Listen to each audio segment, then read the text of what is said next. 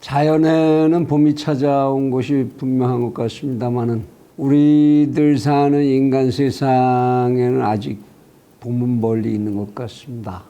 빨리 우리들에게도 화창한 봄날이 시작이 됐으면 좋겠습니다. 채널 24K 하석영의 단도직입을 시작을 합니다. 오늘은 소신이라는 것과 고집이라는 것, 고집과 소신, 이 두 개의 말은 어떻게 같고 어떻게 다른 것일까? 이 생각을 여러분들하고 함께 해보고 싶습니다.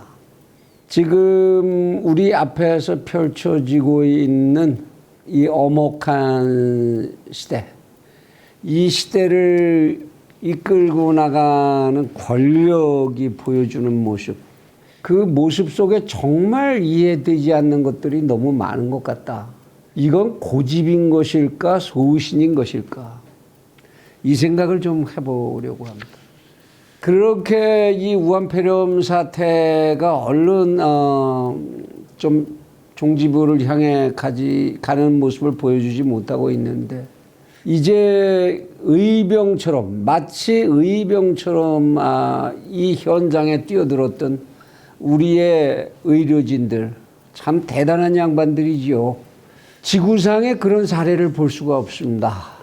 우리는 태안에 기름이 쏟아졌을 때도 국민들이 다 달려가서 그 돌멩이 하나하나를 걸레로 닦아내고 이런 사람들입니다만, 요번에 보여주는 이 의료진들, 이들의 헌신, 이들의 희생, 정말 감사하기 이를 데가 없고 정말 존경스럽습니다.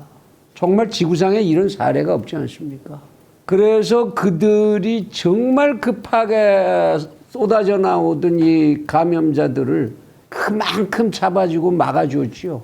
그런데 이들이 이제 거의 지쳐서 이들도 이제는 더 이상 버틸 힘이 없다. 이런 얘기가 나올 때까지 이 정부는 외부에서 들어오는 감염원을 죽어라고 막지를 않았습니다. 도대체 이게 고집인지 무슨 특별한 소신인 것인지 이해가 가지 않습니다. 이제 와서야 도저히 어쩔 수 없으니까 들어오는 외국인에 대해서는 전수검사를 하겠다. 겨우 이런 얘기로 이제 좀 물러섰는데요. 그러면서 박능우 장관이라는 사람이 한다는 얘기가 또 사실상에 이거는 출입 봉쇄 효과를 가져올 것이다. 아니, 사실상의 봉쇄 효과를 가져오는 게 그렇게 중요한 거면 그냥 봉쇄하면 되잖아요. 왜 안 하죠? 왜 이런 궁색한 말까지 하죠? 외국인들 들어와서 전수검사하고 그 검사 비용은 또 우리가 다 부담해 준다면서요? 왜 그래야 합니까 도대체? 대한민국은 무슨 전 세계를 향한 자원봉사단체입니까? 뭡니까? 이거 소신인가요? 고집인가요?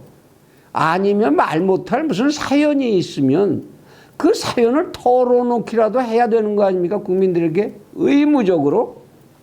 결국 이렇게 해서 이제 봉쇄를 한다 그러는데 참 늦었다 싶은 한탄이지요. 진작부터 딱 차단했으면 벌써 우리나라는 전 세계 정말로 모범국가로 이런 의인들 덕분에 전 세계 최초의 선례를 보여주는 모범국가로 자리 잡았을 수 있었을 거라는 생각을 하지 않을 수가 없습니다. 그러면 우리들 벌써 우리 자식들 학교 다 보낼 수 있었고 직장에서 지금 통제되어 있는 인력들 다 일자리로 보낼 수 있었겠죠. 왜 그렇게 고집을 부리는 것인지, 그 얻은 게 뭡니까 그렇게 해서.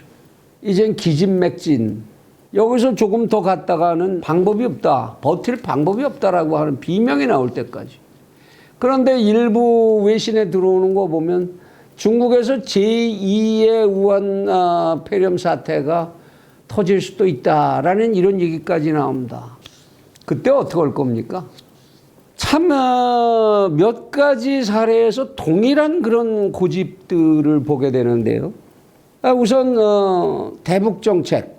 이거 삶은 소대가리 어쩌고 별로 차마 외교 마당에서는 나올 수 없는 얘기 그거 다 들으면서도 이번 한 달에만도 미사일을 9발씩이나 쏘는 이런 도발을 당하면서도 말 한마디 못합니다. 중국에 대해서는 뭡니까? 중국의 국가 주석이라는 자가 이 나라를 자기들을 부르는 중화권으로다가 포함을 시켜도 거기에 대해서 외교적 항변 한마디를 하질 못합니다. 이 길게 가는 판을 만든 것도 애초에 중국인 출입을 막지 못해서 그랬다. 막지 않아서 그랬다. 여기에 이제 의문의 여지가 없게 된 것 아닙니까? 그랬더니 이제는 뭐 진단 키트 파는 것까지 가지고서 다 이게 정부가 잘해서 한 거라고 또 공은 또 가져가려고 그러고. 이런 대북 대중국의 저자세 외교, 이것도 고집인지 소신인지 판단이 서지를 않습니다. 지금 이렇게 이제 경제가 폭망하는 상태까지, 참 요즘 젊은이들 쓰는 용어로 폭망이라고 그러더군요. 폭망하는 상태까지 가니까 이제는 막 재정으로다가 그냥 부어서 돈을 부어서 해결을 하겠다. 이런 상황까지 갔으면서도 이 경제의 몰락, 침몰의 가장 밑바닥에 있는 우리 정책의 잘못, 소득주도 성장론이라고 하는 이 정책은 전혀 바꿀 뜻을 보이질 않고 있습니다. 그 기본적인 구조를 깨는, 경제의 구조를 깨는 그런 정책을 그대로 놔두고 그 위에다가 사람이 돌지도 못하는 상태 속에서 돈을 뿌리면 어떻게 되느냐? 채널 24기 회의에서는 수차에 걸쳐 지적을 했습니다. 이 과정을 거쳐서 이 나라를 베네수엘라를 만들려고 하는 거냐? 이거 고집입니까? 소신입니까?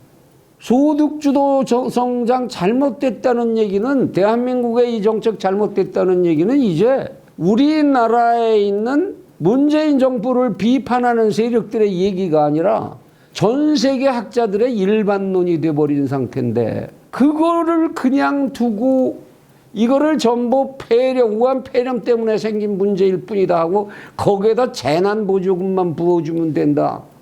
참 보기가 딱합니다. 뿐만 아니라 참 또 답답한 거죠. 이번 선거판에서 아주 중요한 주제가 됩니다만, 이번 선거 사실 뭡니까? 민주당에서 공천한 후보들이 거의 100% 친문 세력이죠. 그렇죠?